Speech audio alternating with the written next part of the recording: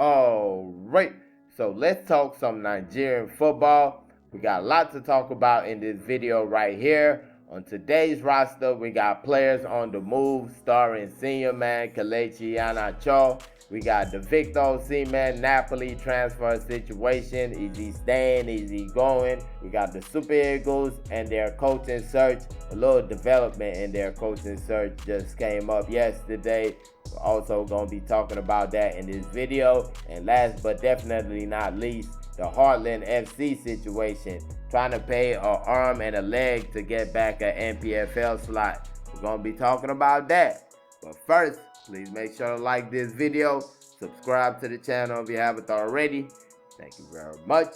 So we're going to start with the players who've already made their moves. And first we're going to be talking about Daniel Daga, the Flying Eagles player, was part of the Flying Eagles last World Cup team, the team that went to the quarterfinals at the last Under-20 World Cup, and also participated in the African Games for Nigeria. And according to reports, he has agreed to make a move to the Norwegian top flight. So he'll be moving to a club named Molde, and that's gonna happen next year, actually January next year when he turns 18. Of course, he was 15 years old at the Under-20 World Cup, 17 years old right now, turns 18 next year, January of next year. Now the question is, what is he gonna be doing all the way till that January? Because his parent club is FC1 Rocket, a club based in Uyo, but he was on loan at Ayimba last season, played the whole season with him.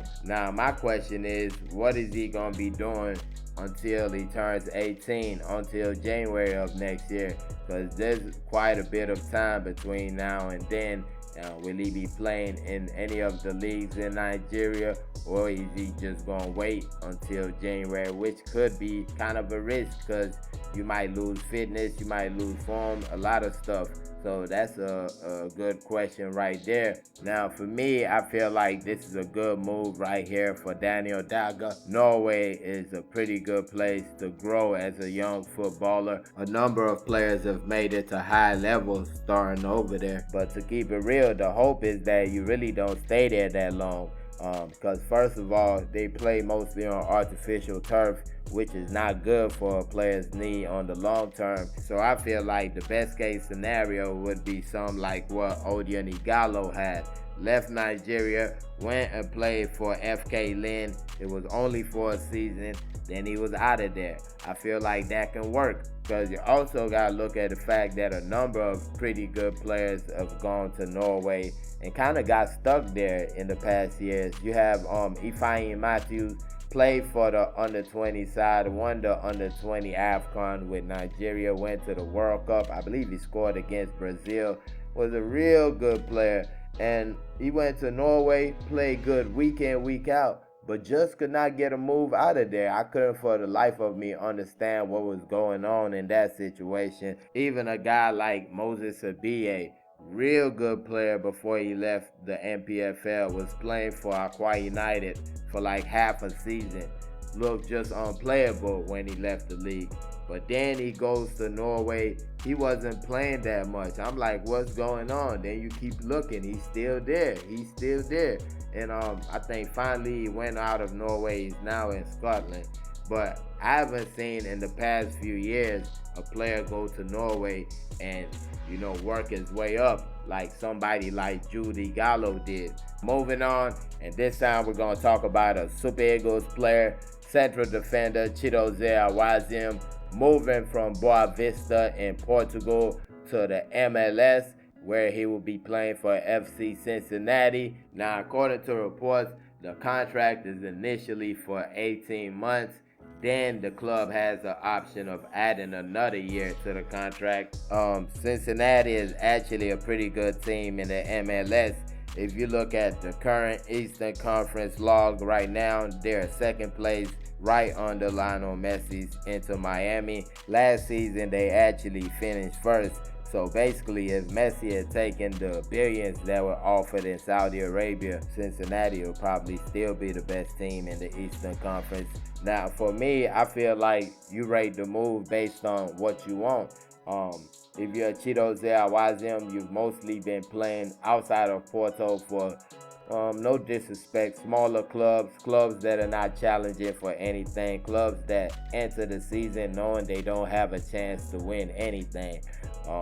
But now you go to FC Cincinnati, they're a challenger in this league. They're one of the best teams in this league. They play good football. They have good players. Of course, Obito, former Enugu Rangers, former under-20 Flying Eagle player. So they got a good team. You're gonna enjoy your football over there. So if that's what you're looking for, that's great. But we all know when you leave Europe and when you go to leagues like the MLS, that kind of takes you out of Super Eagles contention. Now let's see who knows. Maybe the head coach is so keen on playing Chidozie Iheanacho that he brings them into the team. But we know that MLS players mostly don't get looked at because, like I said, Obito, he's been over there for a while and nobody really has even cared that he's over there. This is a really good player in my opinion. So I feel like it just depends how you're looking at it. If you just want to enjoy your football, fight for trophies, I think that MLS is a good spot for Chidozie Iheanacho. But when you look at the Super Eagles, of course, we're trying to pick players that play in the best leagues and stuff like that. So that might be a hindrance. But so, like I said, it just depends on how you want to look at it. Now, last but not least of the transfer talk, we got senior man Kelechi Iheanacho making a move to Sevilla. This video right here was real funny. I guess you call it Spanish wood between Kelechi Iheanacho and Chidozie. Of course, they are now teammates. Kelechi Iheanacho makes the move after 6 or 7 years at Leicester. My bad, my math is not mathing right now. It was 6 or 7 years that he spent at Leicester. At the end of the season, they said they're not re-signing him. A couple of clubs were mentioned. You had Wolves. Who else was mentioned? A couple of other EPL clubs were mentioned. Sevilla got the winning ticket at the end, and yesterday he goes for the medical, completes it, and signs a 2-year deal with the club. Congratulations to him. So Mr. FA Cup meets Team Europa League. Crazy that both sides really didn't do so well last season. Kelechi Iheanacho in 23 appearances, only 5 goals, 1 assist.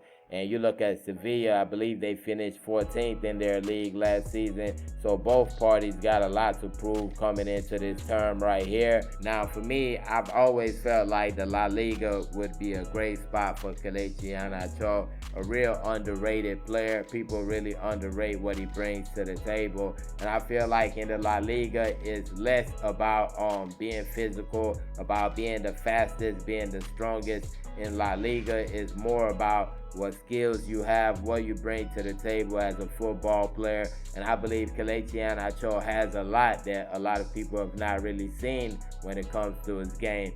And you can't overlook the leadership that he's going to bring to the table, because this is a guy that is a real stand-up guy. You go back to the season Leicester City gets relegated.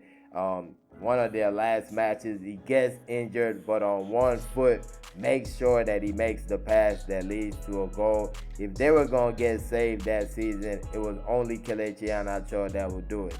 Everybody else was scared. Everybody else was hiding their faces. Even when they got relegated, only one person faced the media and talked after the game. He was the only one. And you even look at the mentorship aspect. A player like Abdul Fatawu moved from Ghana to Leicester City on loan, and we see the result now. He's a permanent player at Leicester City, and that was a big part to do with Kelechi Iheanacho and Wilfred Ndidi's mentorship. Also, Patson Daka.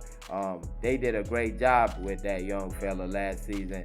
And I think he can, not saying that Chidozie is a younger player, but I think he can bring that same type of mentorship to Chidozie. This is a player that has been there, done that, a player that when he speaks, you will listen. So I feel like he's going to bring a lot to that dressing room over there at Sevilla. Now, moving on, and we're going to talk about this Super Eagles coaching situation. One of the coaches that were up for the Super Eagles job, or reportedly shortlisted for the Super Eagles job, Steve McLaren, assistant coach at Manchester United. He was shortlisted for the job, but now it has been reported that he has taken another job. He will be the head coach of the Jamaican senior men's national team. So that right there means the short list is even shorter right now. Of course, we had Herb Renard, Eric Shell, and Tom St. Pierre, along with Steve McLaren on that list. So moving on to the Victor Osimhen situation. Just taking it back a little bit. You had Victor Osimhen telling PSG he was okay with a move to PSG. PSG goes up to Napoli trying to work something out. I guess Napoli wanted one of PSG's players plus money, but PSG wasn't willing. They said that the deal was at a standstill at that moment. Then came the reports that Chelsea was about to sell Romelu Lukaku to Napoli. And that was like, okay, so Victor Osimhen has to find somewhere to go if Napoli is still going to buy Lukaku without selling Victor Osimhen. So next up, we get the reports that Napoli is willing to involve Victor Osimhen in the Romelu Lukaku deal. Like, they're willing to get Romelu Lukaku and some money in return for Victor Osimhen. And okay, that might work. But then we didn't hear that Chelsea was trying to loan Victor Osimhen. Now, we're not trying to pay money for Victor Osimhen. We're trying to sell you Romelu Lukaku and loan Victor Osimhen, and hopefully we're going to buy him. And that's when Victor Osimhen's agent comes out like, what are y'all talking about? And this was his statement right here. So this is Roberto Calenda, Victor Osimhen's agent. It says, I've read about unfounded imaginary trades involving Victor Osimhen, shipped around like a package ready for delivery. But remember that this package is the top scorer of the third Scudetto in Naples history. Respect and no more fake news. So this was after the reports about the loan. And one thing to note is that this is the first time the agent has come out to speak on anything. They've been talking about the move to PSG. They said Victor Osimhen is okay with it. He never came out and spoke about that. But now with these reports talking about a loan, and I can understand exactly why he would not want to hear that kind of talk, because why would either party, Napoli or Victor Osimhen, agree to that? You go on loan, God forbid an injury happens, you struggle in your season, and you come back, and now your value has gone down. Because you go back to Victor Osimhen's first season at Napoli, that was kind of injury plagued too. So you look at that season, imagine if Lille had loaned Victor Osimhen to Napoli, saying, okay, we loan you Victor Osimhen, then in the next few years, you would give us 50 million, 60 million, or whatever. If they had loaned him and he had had that season, Napoli could have been like, you know what, thanks but no thanks. And now Lille will have a player that's value has gone down. Then you look at Victor Osimhen's side of the story. You signed a new deal with Napoli just as a favor. You won the Scudetto, you could have just waited your contract out or just waited for somebody to bid for you and left. But instead you signed a new contract, even installed a release clause in the situation, and this is the thanks you get. Now for me, I'm not really buying the story of the loan and all that. I don't think Napoli will go out like that. They're pretty good at negotiating. And if you just look at how they got Victor Osimhen, they fleeced Lille, to be honest. A whole bunch of nothing players, like 30, 40 million. So this is a club that knows how to negotiate. They know how to handle business. So I don't think they're just going to go and let Chelsea do them like that. Because you got to think about it. Alone, you probably have to pay part of the salary or all of the salary. So they're not trying to do all that. They're trying to get rid of the salary. So I'm not thinking they'll be even considering a loan in a situation like this. I think maybe this story is to rile up PSG and wake them up and make them come with a better offer. But I really don't believe anything about this story right here. Aurelio De Laurentiis, a lot of people kind of have a lot of things to say about him, but I don't see him breaking his word or breaking a handshake. He has the deal with Victor Osimhen that he can go where he wants. And I think if Victor really wants to go to PSG, that's what's going to happen. He's going to go to PSG. Now, he can change his mind and decide to go somewhere else, but I don't think it's going to be something like this, like a deal that his club just makes with somebody else, and he's like, okay, let's go. You say I should go to Chelsea? Okay, let's go. No. That's not going to happen like that. And we also got to be cynical a little bit and just look at it. The EPL really has not been having that much going on this offseason. No big moves. Like I said a while ago, nobody's really spending money like they used to be like 2 or 3 years ago. They're not spending that type of money, those 60, 80 million pound deals. You're not seeing a lot of those anymore. So things have been real dry. And one of the biggest prizes on the market is still up for grabs. So, I mean, you're going to hear a lot of things like Chelsea trying to get Osimhen, Arsenal trying, even Manchester United, who is stacked at the striker position, they're still going to say, oh, they're looking at Osimhen. So this could also be like the Finidi George calling out Victor Osimhen reports that really never happened. And moving on, and last but not least, we're going to be talking about this NPFL situation. A few days, was it last week? I think this story was real bubbling last week. Heartland FC trying to buy back an NPFL slot. Of course, they got relegated last season from the NPFL, finishing second to last. And now they're trying to buy a slot from a team that just recently got promoted to the NPFL, Beyond Limits Academy. They actually are owned by Remo Stars, the same owner who owns the two clubs. I thought Beyond Limits is actually their feeder team or academy, basically. So you can understand why the owner wouldn't want to run two NPFL clubs in the same season. That's real understandable. But the price that has been reported, 350 million naira, and I gotta call cap on that one. I don't believe that one whatsoever. Yes, it probably has been sold. I mean, the NPFL slot has probably been sold by Beyond Limits. That's fine and dandy. But you're telling me that Heartland FC spent 350 million naira for that slot. That's a lie from the devil. Come on now. If you had 350 million naira, you would have been like top 4 in the NPFL. I don't care how bad you spend money. You would have been in the, at least, okay, not top 4, top 10. We'll give you top 10 if you have 300. Come on now. So I don't believe that number at all. Now, I definitely say that with all due respect, not trying to discredit anybody who came up with the news or nothing, but I just don't think that anybody would pay 350 million naira when the price money is not even half of that. But let me know your thoughts on all these topics right here. Put it in the comment section. And if you did enjoy this video, please make sure to like it and subscribe to the channel if you haven't already. Thank y'all for watching. Peace.